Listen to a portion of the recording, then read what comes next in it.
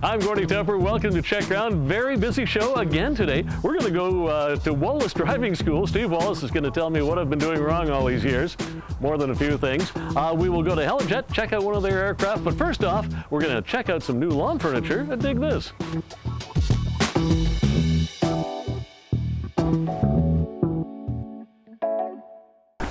Hey, we're at Dig This, the brand new store in Sydney. They have 4 locations, you know, and it is kind of that time of the year, I guess, to start thinking about your garden. Elizabeth Cullen, look at you, watering the succulents. There we are. Even as we speak.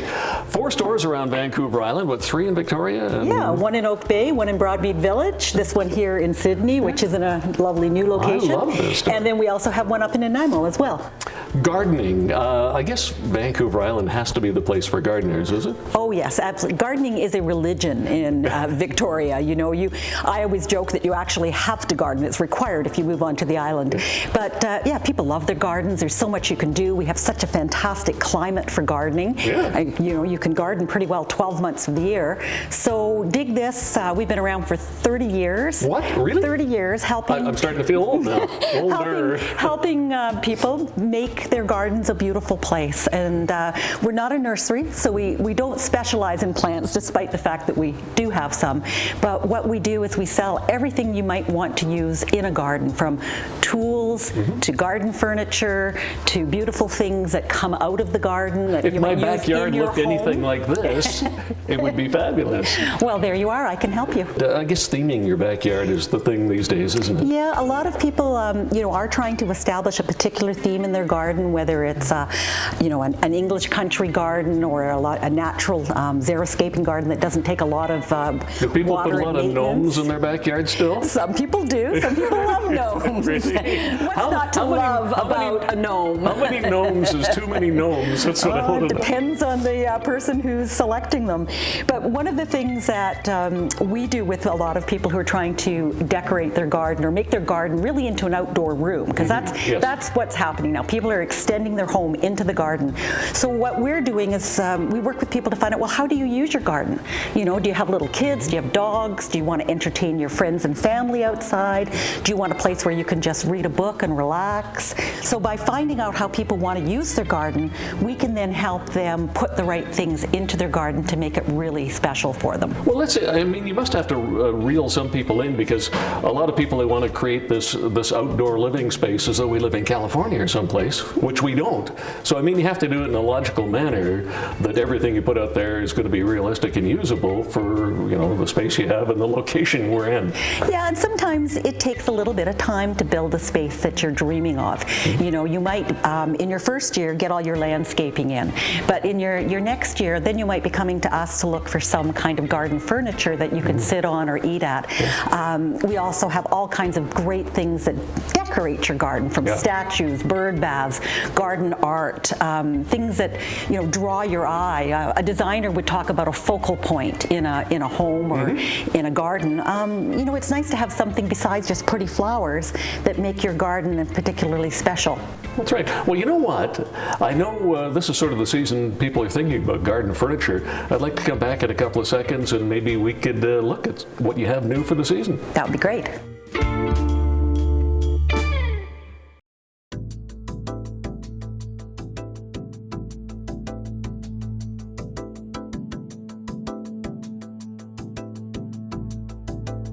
Hey, we're back at Dig This, the brand new store in Sydney, 1 of 4 here on the island, and with Elizabeth Cull. And I said to Elizabeth, let's look at some lawn furniture, and then she hit me. I did not. No, you didn't. but garden furniture is the correct terminology Well, here. yeah, we refer to it as garden furniture because it's not just used on a lawn; it's used on balconies, patios, decks, in your garden. I mean, it's part of making your garden an outdoor room, and that's why it's so important. People want to be able to move from inside their home to outside their home fairly seamlessly, and they want the quality of the furnishings outside to be similar to what they have inside. Well, look at this. Yes. I mean, this is gorgeous. This would be nicer than my dining room. Well, the first thing we always ask customers when they come in and they're looking for garden furniture is, are they looking to eat and sit out with friends and family, or are they looking more to lounge and relax, read books, visit, you know, in a more casual way? Because that helps us determine what to lead them to. And so in this case, we have a very nice contemporary dining set. It's a small set, so it would fit on a deck or, you know, a large balcony, but it would also fit in a patio and a larger garden. They come in all kinds of sizes, so you could have large tables that would seat up to 8 to 10 people. But this one's really a nice little set. The beauty of the furniture is it's so durable. All of the frame, it's all resin. It's all resin, but it's a virgin resin, so it hasn't been made from recycled pop bottles or anything like that. Right. It's manufactured to go onto aluminum frames. Why aluminum? It's really important because aluminum doesn't rust. Exactly. So you can leave this furniture sitting outside all year long, and it's going to look just as good year after year. Cushions a little bit different. You do have to treat them more carefully. Well, you want to take those in the winter, But you want to take them obviously. in the winter. But even our cushions in our garden furniture are designed to be left outside. If it rains, you don't worry about it. They're going to dry out very quickly. Okay, so you have a beautiful little set here for having your dinner, or bigger if you want a larger one. This is where you come and veg out a little bit after That's right. And so this is an example of what we call a conventional club chair and ottoman. And by conventional, we mean have I a try seat. it out? Yeah, have a seat, Gordy. You're going to love it. Okay, I've got dirty shoes. I won't Yeah, put them up that's there. all right. You know, the thing is, love even if you put your shoes up there, this fabric is designed to be cleaned off so easily. It's going to repel dirt, repel water. But this particular style of chair is designed to go with a more traditional look. So if you like traditional furniture, your home is an older home. It's got the big armrests. Yeah, it's nice. lovely big armrest. I recommend ottomans to people all the time if they're buying chairs because, as you can see, you can put your feet up, which for me is the height of relaxation.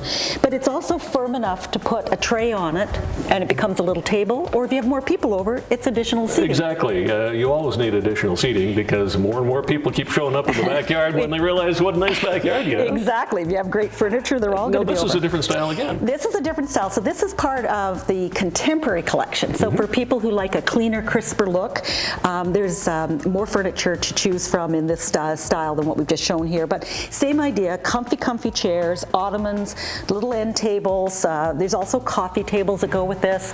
You can get a love seat, a sofa if you've got the room for it. The possibilities are endless. And there's so much more here, and we've sort of run out of time at this point. I guess the deal is check out one of the 4 stores here on the island. Exactly. And do it now, because now's the time to be getting what you want, right? Now is the time to think about what you want to be doing this summer in your garden, and we'd be happy to help you. Thank you very much, Elizabeth. Thank you.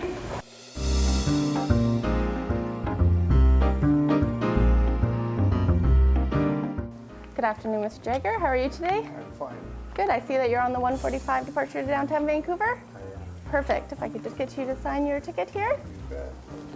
Getting to the mainland, it's always a treat, isn't it? Especially if you have, 4 or 5 hours to spare, and who knows how much money, I'm not sure. However, look at the folks getting on the Helijet behind me here. Stephen from Helijet, how long does it take to get to the mainland from here? 35 minutes. 35 minutes? Yes. And you're on the ground in downtown Vancouver. That's right. More and more people must be doing this, I'm guessing. Well, not always, never as much as we would like, but yeah, we're always finding more people to try it out. How many flights a day do you do from Victoria? Right now, 32 one way, so 16 round trips a day. Really? On Monday through Friday, and then just 4 on weekends. That's a lot of flights to It get is. there. Yes. Okay, a little more expensive, obviously. Okay, a fair bit more expensive than taking the ferry, I'm guessing. Yes, but you the convenience save 4 or factor. 5 hours for your trip. Well, exactly. I mean, I'm always sitting in the ferry lineups thinking, well, what is my time worth here, really? Yeah. I mean, that's the deal. How long has Helijet been in Victoria for? It's 1986, November 1986, so we just passed our 27th anniversary in November. Now, it looks like a pretty big operation. How many aircraft would you have? On the schedule, we operate three of these 12 seats, 4 seats, 76s, and then we have 3 others configured as air ambulances operating throughout BC.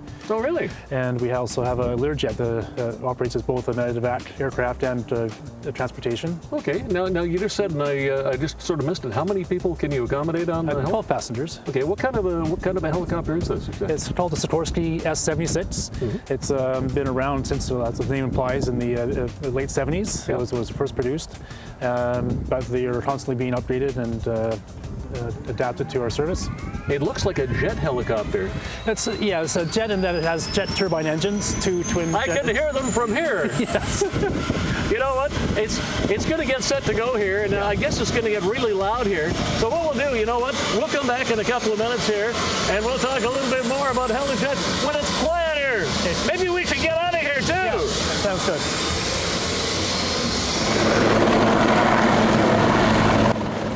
I love it. You know, it's just so effortless. It just flies away like that. And I'm not here to badmouth the ferries and all, Stephen, but I mean, because that's a great way to get to the mainland too.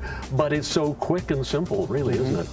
It's made a little simple. It's not simple at all. It's a huge operation at the back end, of course, to make this operation go. As every night, there's a team of engineers who have to spend hours on these aircraft to make sure they're ready for the next morning.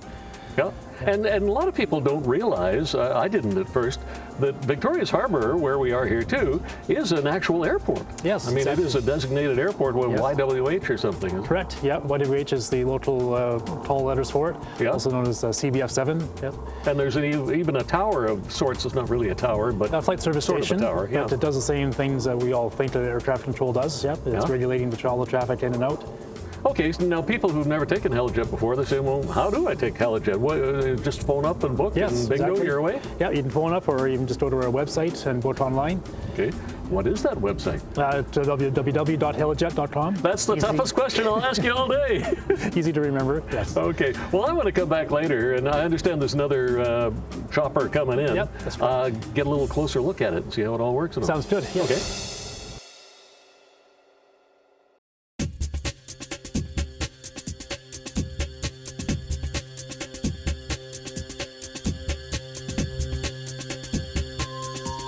Steve Wallace from Wallace Driving School. You know, your driving school is unlike any other driving school anywhere. I mean, it's sort of like a university compared to a prep school or something, really. Well, what we do is we take it from the customers backwards.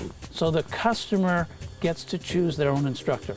They get to choose the time of day they drive. How does that all work? Well, we've got an internet booking system, and the students get their password, and they go in, and they can be the architects of their own course, and they can choose who they want to drive with as their instructor, the car they want, the time of day, and they can put their package together. If they have to learn in 3 weeks, they book the lessons over 3 weeks. If they've got a year to learn, then they book them over 12 months, maybe one a month. Now, we talk about kids and student drivers. Do you do all ages? I mean, other than just like 16-year-olds, say? Well, you know we do, because we did your dad. I know. Okay, so, and he's slightly older than 16. That's right. So about a third of our business is seniors, and we get, the rest are generally, about 50% are students, you know, the high school kids. And then we've got another 20 that are usually people in their 20s, 30s, and 40s who don't have their license. You'd be surprised how many people don't have their license who are that age. I'm just very impressed by just about everything you do. I mean, you started this as a smaller driving school elsewhere in BC. Now it's all over BC. Well, there are a number of locations, but what we have is the strength of the whole school is the instructors. Mm-hmm. So we have, our latest addition is Rick Say, the 3-time Olympian. Get out! Great coach. Really? And we've got... Well, you were a swimmer too, weren't you? Well, I was not as fast as Rick, though. Well, not many are. Yeah, I lost most everything by the length of this arm. But the fact is that the two teachers you saw in the class, or you will see, they're both teachers, 35 years experience, and we taught Chelsea to drive as well. And now she's a teacher in the Souk district. But our main instructor, our lead instructor is Brenda, and she had her own school in Castlegar. She works with us now, and she's the one that drove the Flame across the country for the 2010 games. Plus, Wade had his own business, and I have a connection with his family as well. So it sounds like you're pretty fussy about who is going to be doing the teaching. Well, they don't get into being instructors unless they have stellar performance in another related field. So when you see those ships out in the Esquimalt Harbor, the captain who's teaching those guys is an instructor with Wallace Driving School. Oh, really? We have a renowned architect and the president, past president of the Saanich Rotary, Bill, as an instructor. Plus, there are other people we brought on that do big rigs that you see. The Canadian Springs water truck that you see, that's one of our instructors. And the waste management truck, that's another one of our instructors. Really? So we've got a number of people who are instructors with us, and they all have to have had a stellar performance. We get a good shot at teachers. Teachers love doing this. One-on-one instruction. They work when they want. I suppose. So it's a very, very interesting scenario. And yes, I'm in the car from time to time as well. A lot more than I want to be, but I'm in there for a number of reasons. And people can get a hold of you at Wallace Driving School. A funny phone number, what was it again? We got 38 Drive. 38 Drive. Or anywhere on the island, you go to the book or you go to the internet, we'll be there. And wallacedrivingschool.com is our webpage. You can go on in there, take a look at the columns that I write for the Times Columnist each Friday. And there's a whole scenario of things that will tell you about Wallace Driving School on wallacedrivingschool.com. Thanks, Steve. Okay, you're welcome.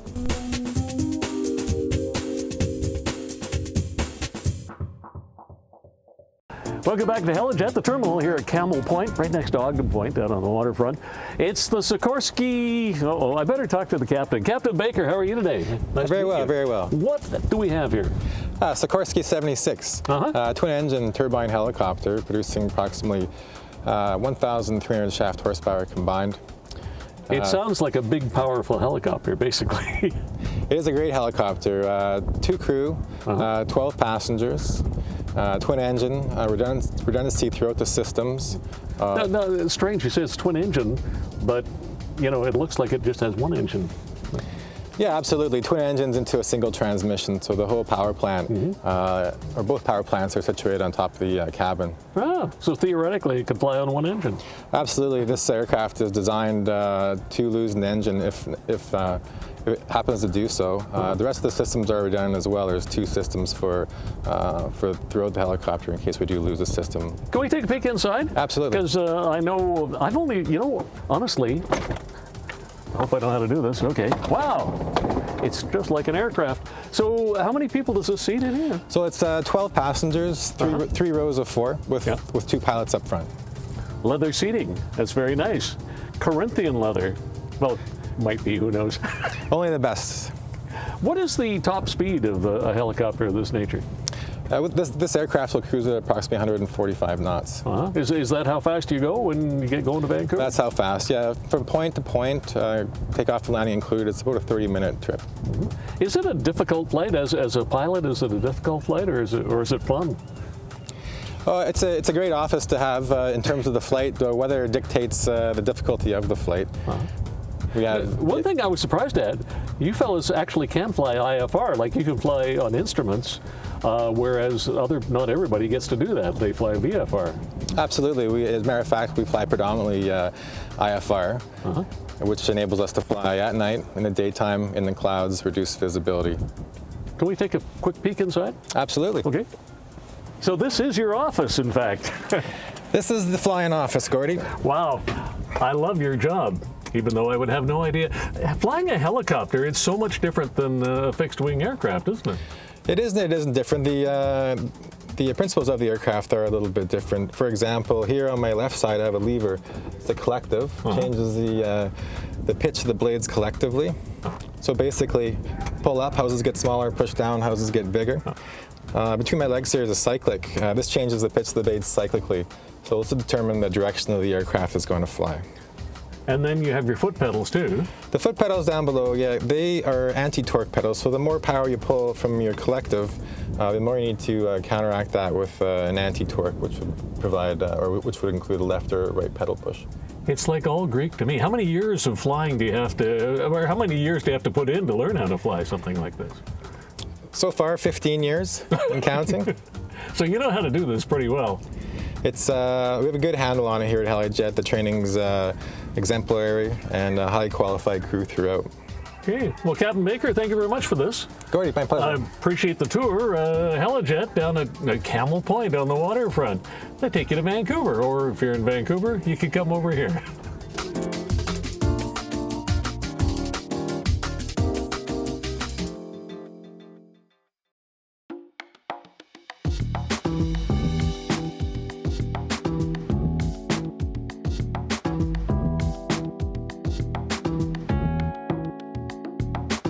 Hey, we're with Steve Wallace in the driving school car, and again, I have to pay attention to where we're going, Steve. Yeah, keep your eyes on the road. I will. What are we talking about today? Well, what we've got is a lot of customers who are seniors. They get a letter at 80 It says go to your doctor. Well, don't go to your doctor first. Come and see us first. Why is that? So that we can drive with them and then give them a letter attesting to their good driving. They can take that to the doctor and possibly dodge the bullet altogether of a driving test. So that will have an influence on the physician? That has an influence on it. They should take their driver abstract, their driving record to the doctor. They should take their ICBC 40% discount insurance to the doctor. That's what they should do before they go in. But if they're called for a test, and as a result of the doctor's report, whether it's cognitive or physical, as far as the reasons for the test are concerned, they're going to be asked to drive in such a fashion as to demonstrate their driving ability. Now, they all think, and the seniors without doubt, think that it's a driving test. Well, it's not a driving test. The test is a checking test. What's happening is seniors have been driving longer than most examiners have been alive. I mean, they're not going to have any trouble driving. What they have to remember is, as they're driving, they'll be asked to change lanes. They have to do a shoulder check, a mirror, and a signal before they do that. It seems as people get older, they seem more reluctant to actually turn right around to the... Yes, and that's why we've got these convex mirrors. They should go to Canadian Tire, some automotive place, and get convex mirrors. No pro would be without them. And they reduce the amount that a senior has to turn their head. Because But are they reliable? They're fantastic. They work like a charm. As I say, every pro in town's got them. The other thing that seniors forget is, because it's a checking test, they should be checking all around the car before they leave the curb. They have to be checking to see if the light's going to change. The fact that they're driving and checking is the most important thing the examiners are watching for. They don't have to parallel park. That's not on the test. They'll have to do a 3-point turn. They have to merge on and off the freeway, and they have to back into a parking spot. But throughout the entire test, it is not a test of their driving. Their driving ability and their record are sometimes 50, 60 years old. Anyone can look at it and see that they can drive. Checking is what they have to do. And a lot of them haven't looked over their shoulder since World War II. And to get them to do that sometimes is a bit of a chore, it's a bit of a task. But the key thing with them is to make sure they understand and have a comfort zone knowing that the test is free at ICBC. They get to drive their own car, they get to drive in their own town, and they get 3 shots at it. But if they want to go for the test, they should prepare for it. You pick up a lot of bad habits. I know I've picked up a ton of bad habits over the years driving. Yeah, if you keep your hand on the wheel, that's one of them you can Well, I got solve. one on the wheel. I know, that's good. good. The key thing for seniors is they'll be driving in a certain manner. Usually, regulation and speed are the big deal with them. The fact is, checking the speedometer, checking before the lane changes, checking before you're going to pull off the road, checking before you're going to pull back on the road is what really matters. Okay, so people should get a hold of you. How do they do that? WallaceDrivingSchool.com on the web, or an easy phone number to remember, 38 Drive, with a 250 area code, 38 Drive, 250-383-7483. Okay, and don't yell at people. That's right. Okay. Keep your hands on the wheel.